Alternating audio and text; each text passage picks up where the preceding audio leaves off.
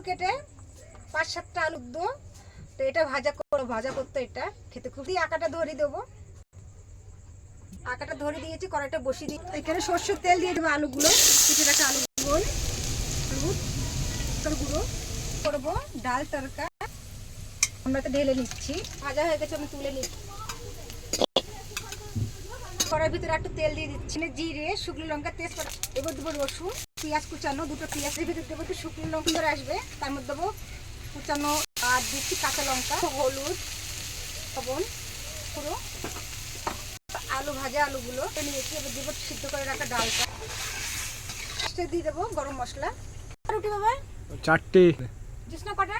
3টি খাবো। 4, 5, 6, 7, 8, 9, 10, রুটি কম, আমি খাবো 4টে। হয়ে গেছে 11টা রুটি। এগুলো বেলে নিচ্ছি।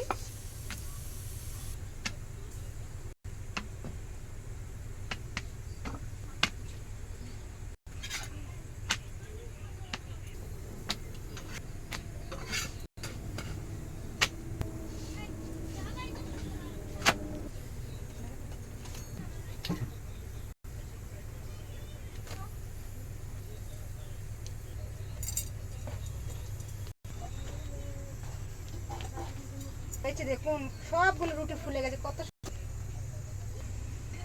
তরকাওয়ালা ডাল, আলুওয়ালা ডাল কিরম হয়েছে বলুন আপনার।